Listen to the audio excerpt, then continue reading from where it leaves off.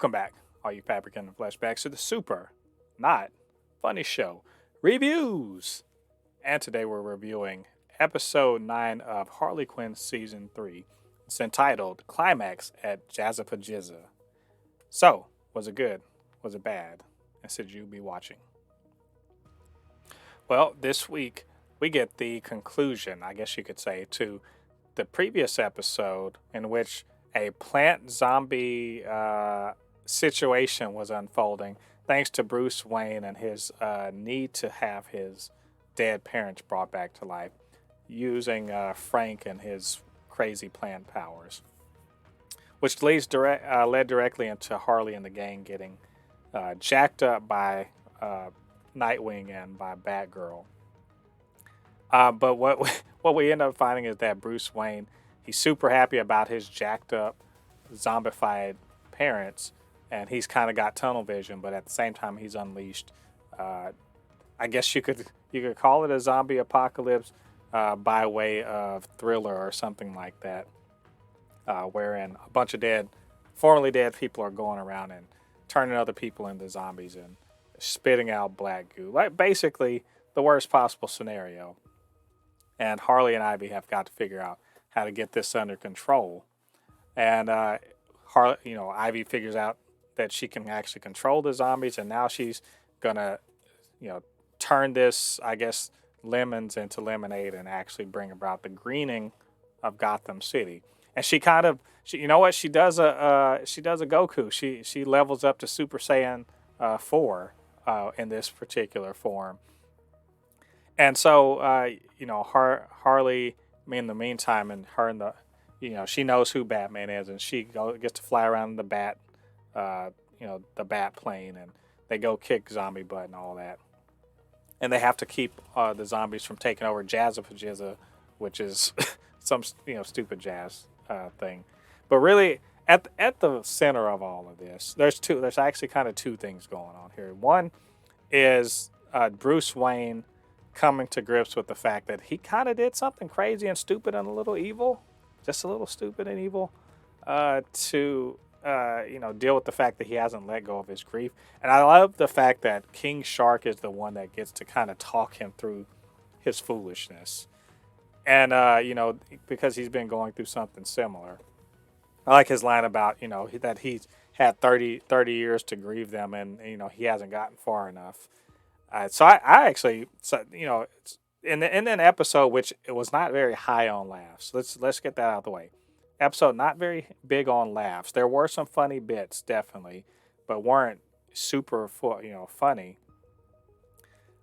This is really kind of one where they're a little more earnest about it, and in his fun and funny way, King Shark actually sort of talks Bruce through his, the fact that he's not doing a good job dealing with grief and everything, and works with him on, actually putting his parents to rest for real, and accepting it and moving on. Thought it was really actually pretty cool. And it's weird that we're in a show where Batman's kind of an idiot. he's kind of not a dummy, but he's kind of an idiot in the sense that he's got a blind spot, and he's willing to do some terrible things, including torture and kind of experiment on Frank.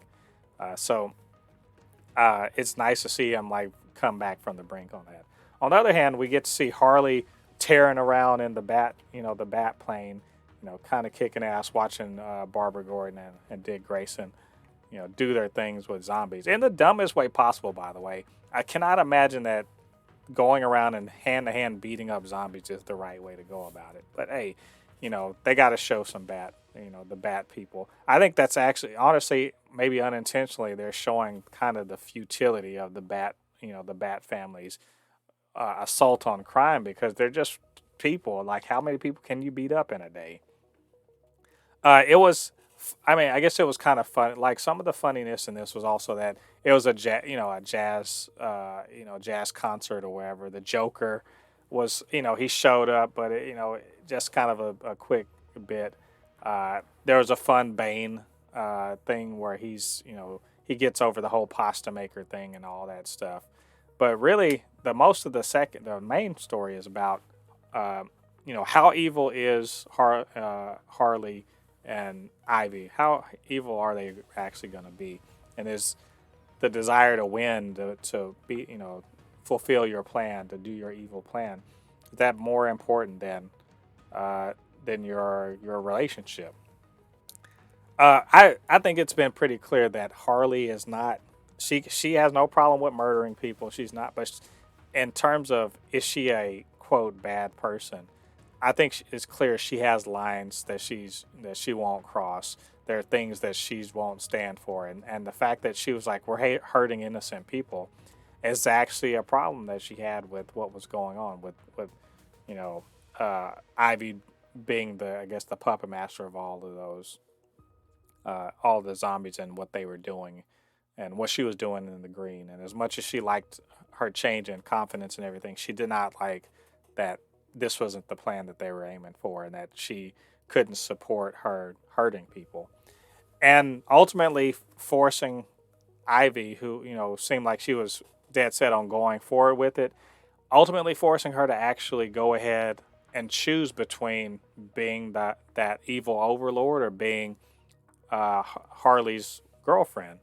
And we get to see that, Ivy is actually a good person, relatively speaking, when she chooses her. So I think overall this episode wasn't super funny, but I think it had a lot of really cool stuff in it. A lot of good comic booky action, good relationship stuff.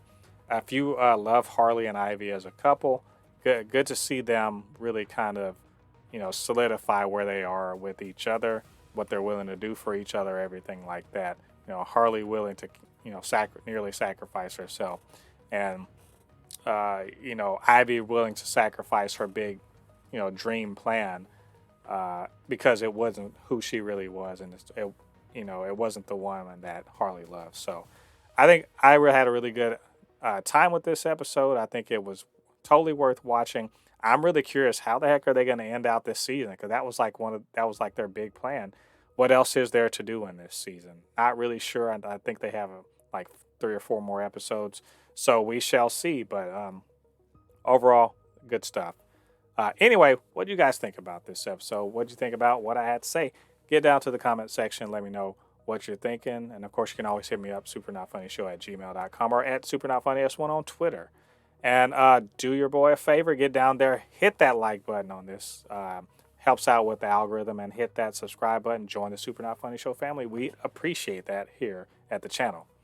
All right, all you Fabricans and Fleshbags, thanks for joining me. Come back next week. We're going to be reviewing episode 9, or is it 10? Excuse me, of Harley Quinn. Till then, I've been Mo de Poupée, your resident fabricant and comic extraordinaire on all things pop culture. And I'll see you guys on the other side of the thread. Peace.